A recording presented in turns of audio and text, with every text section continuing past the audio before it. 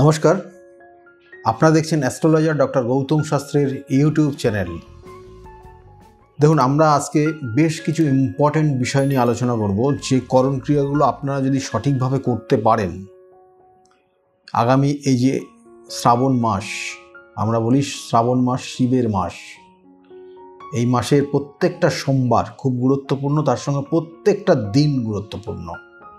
আর শিবকে সন্তুষ্ট করা খুব সহজ, কারণ খুব অল্পতে তিনি তুষ্ট, অল্পতেই তিনি সন্তুষ্ট হয়ে যান। এবং মনস্কামনার ক্ষেত্রে কিন্তু দেবাদিদেব মহাদেব আপনাকে যা দিয়ে যাবে, আপনি যদি রাখতে পারেন সঠিকভাবে, তাহলে আপনার সারা জীবন সেটা নিয়ে থাকতে পারবেন। তাই রুদ্রাভিষেক বা কিছু করণ ক্রিয়া যেটা এই শ্রাবণ মাসে করবেন, এবং কিছু দ্রব্যগুণ দিয়ে, যে দ্রব্যগুণগুলো দিলে আপনি আপনার পাট করে বলবো কোন দ্রব্যগুণে কতটা আপনি উন্নতি লাভ করবেন। প্রথম অবস্থায় বলি, দেখুন, শিবের অভিষেক করা ক্ষেত্রে অবশ্যই 3টে বেলপাতা শিবলিঙ্গের ওপর দেবেন। 3টে, এবং সেটা নিখুঁত বেলপাতা হতে হবে। এবং আপনি আপনার মন প্রাণ দিয়ে যখন শিবলিঙ্গের ওপর সেই বেলপাতা অর্পণ করবেন, তখন আপনি আপনার মনস্কামনাটাও জানাবেন। এবং দেখবেন যে অনেকের ক্ষেত্রে, আমি অনেক বিষয় নিয়ে আজকের আলোচনা এর মধ্যেই থাকবে, অনেক ব্যক্তি, অনেকের নিয়ে সমস্যা, অনেক সন্তান নিয়ে সমস্যা, অনেকের দেখা গেল সন্তান হয়েছে কিন্তু সন্তান অবাধ্য হয়ে গেছে, স্বামীকে নিয়ে সমস্যা, সাংসারিক অশান্তি বিভিন্ন ক্ষেত্রে রয়েছে। তাদের জন্য বলবো, ওই যে 3টে বেলপাতা আপনি দিচ্ছেন, শিবলিঙ্গের ওপর চড়াচ্ছেন, সেই শিবলিঙ্গের সেই বেলপাতার ভিতরে, অর্থাৎ ইনসাইড, ভিতরের দিকটা সাদা চন্দনের প্রলেপ দেবেন।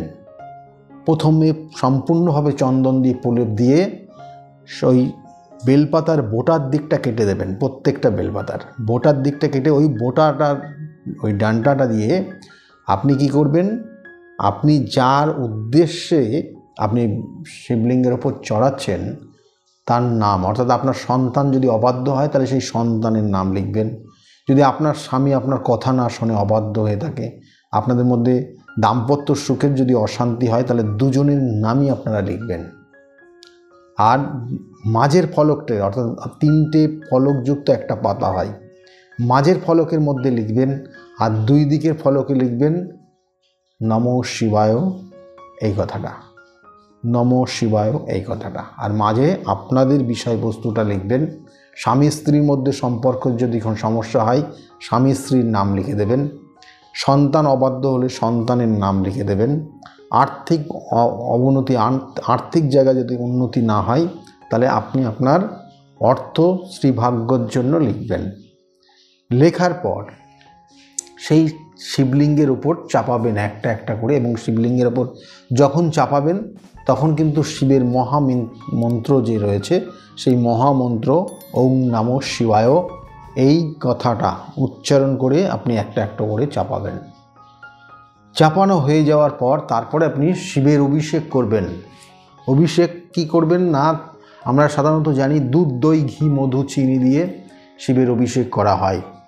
আমি বলবো, এই প্রত্যেকটা জিনিস ছাড়াও কিন্তু এর মধ্যে আরও বেশ কিছু জিনিস মেশানো হয়, যে দ্রব্যগুলো যদি মিশিয়ে আপনি শিবের অভিষেক করেন, কি উন্নতি হবে আপনার। প্রথম, দুধ দ্বারা অভিষেক করলে বলছে কোনো মূর্খ ব্যক্তিও তিনি বুদ্ধিমান হয়। দেখবেন যাদের শনি 7.5 চলে, তাদের বুদ্ধি ভ্রষ্ট হয়ে যায়, অর্থাৎ তারা সঠিক সিদ্ধান্ত নিতে পারে না। এবং এটা ব্যবসা বাণিজ্য এবং প্রত্যেকের স্টুডেন্ট লাইফে বলুন, সব ক্ষেত্রে আপনি বুদ্ধিকে যদি সঠিকভাবে কাজে না লাগাতে পারেন, তাহলে আপনার ক্ষেত্রে কিন্তু উন্নতি আপনি দেখতে পারবেন না। বুদ্ধির কারিগরতার কারণে আপনি অর্থ রোজগার করেন, সেই জায়গাটা মেন জায়গায় পয়েন্ট হয়ে যাবে। সেই জন্য দুধের অভিষেক, দুধ দিয়ে যদি আপনি অভিষেক করেন বা দুধ মিশ্রণ করে যদি অভিষেক করেন, তাহলে আপনার ক্ষেত্রে বুদ্ধির বিকাশ হবে। এবং তার সঙ্গে সঙ্গে কী হবে বলছে, গৃহে কলহ, অর্থাৎ গৃহে যে কলহ হয়, বা আপনার স্বামী স্ত্রীর মধ্যে অশান্তি বা পরিবারের বিভিন্ন সকল মানুষের সঙ্গে একটা দ্বিমত, সেই জায়গাটা কিন্তু ভালো হয়ে যাবে। জলের দিয়ে অর্থাৎ গঙ্গার জল দিয়ে যদি অভিষেক করেন, যদি গঙ্গার জল যারা পাবেন না, পরিশোধিত জল দিয়ে অভিষেক করবেন। সেই জলের দ্বারা অভিষেক করলে বলছি মনস্কামনা পূরণ হয়।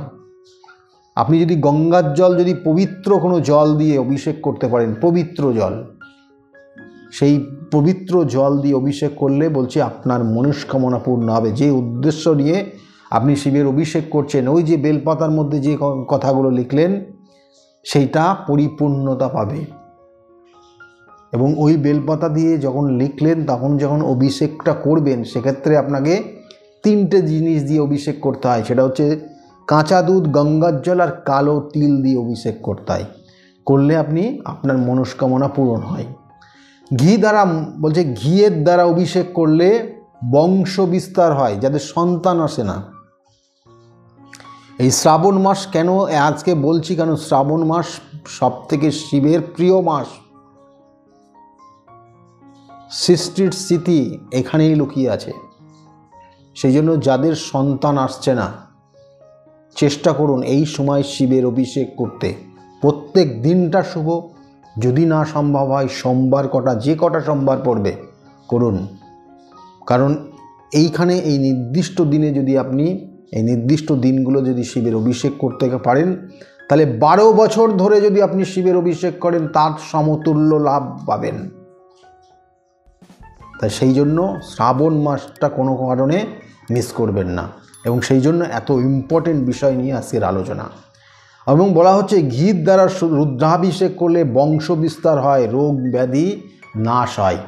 তাহলে এমন কোনো গুপ্ত রোগ যার জন্য আপনার হয়তো সন্তান আসছে না, বা আপনার বাড়িতে এমন কোনো মানুষ রয়েছে তিনি অসুস্থতায় ভুগছেন, বা আপনার সন্তানের জায়গাটা কোনোভাবে সন্তান আসছে না, এই 2-3টে পয়েন্ট বললাম, যদি থাকে তাহলে শিবের অভিষেক যখন করবেন, ওই দুধ, দই, ঘি, মধু, চিনি, পঞ্চামৃত দিয়ে শিবের অভিষেক করবেন বেলপাতা চাপিয়ে।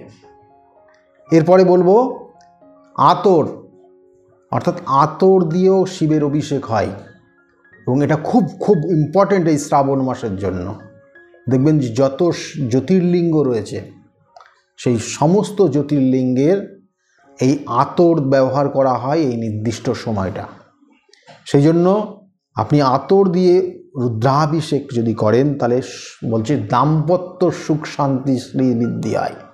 অর্থাৎ দাম্পত্য জীবনের যে অশান্তি সেটা দূর হয়, কামনা বাসনা বৃদ্ধি হয়, কাম শক্তি বৃদ্ধি হবে এই আতর দিয়ে যদি আপনি শিবের অভিষেক করতে পারেন। বলছে মধুর দ্বারা অভিষেক করলে দেখবেন অনেকের অনেক ধরনের এমন কিছু রোগ, ক্ষয় রোগ হয় বিভিন্ন ধরনের, তাহলে সেই জায়গার থেকে আপনি মুক্ত হতে পারবেন যদি শিবলিঙ্গে আপনি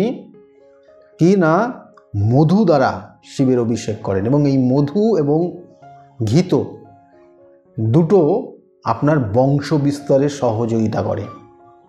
যাদের সন্তান আসছে না, ঘির দ্বারা এবং মধুর দ্বারা দুটোতে। সেই জন্য পঞ্চামৃত দিয়ে শিবের অভিষেক করবেন এই শ্রাবণ মাস, খুব গুরুত্বপূর্ণ। এবং বলছে যারা খুব কষ্টে রয়েছেন, দুঃখ রয়েছেন, মানসিক যন্ত্রণায় রয়েছেন, মানসিকভাবে দিনের পর দিন খারাপ দিকে নিয়ে যাচ্ছে, আপনার রাত্রে ঘুম কম হয়ে গেছে, আখের রস দিয়ে শিবের অভিষেক করবেন। তাতে আপনার শ্রীবৃদ্ধি হবে, আনন্দ প্রাপ্তি হবে এবং আপনি মানসিক কষ্ট থেকে রেহাই পাবেন। এবং এর সঙ্গে সঙ্গে যদি আপনি সর্বসুখ সর্বমোক্ষ প্রাপ্তি লাভ করেন বা করতে চান, তাহলে এইগুলো তো বললাম। এবং এইগুলোর মধ্যে সংমিশ্রণ হচ্ছে দুধ, দই, ঘি, মধু, চিনি এবং তার সঙ্গে সঙ্গে ইক্ষুরস অর্থাৎ আখের রস মিশ্রণ করে আপনি 3টে বেলপাতাকে চাপিয়ে শিবলিঙ্গের ওপর শিবের অভিষেক করবেন এবং মহামৃত্যুঞ্জয় মন্ত্র জপ করবেন। ধীরে ধীরে আপনার ভক্তি শ্রদ্ধা আপনার মধ্যে স্পিরিচুয়াল অ্যাক্টিভিটি আস্তে আস্তে বাড়বে এবং আপনি আপনার মনস্কামনা পূরণ করতে পারবেন, আপনি আনন্দে থাকতে পারবেন এবং আপনার সপরিবারের সকলের সঙ্গে সুখের সংসার করতে পারবেন। তাই এই নির্দিষ্ট যে সময় শ্রাবণ মাস সোমবারগুলো করে করুন। আর যদি মনে করেন প্রত্যেক দিন করবেন, প্রত্যেকটা দিনই শুভ, তাই করতে থাকুন।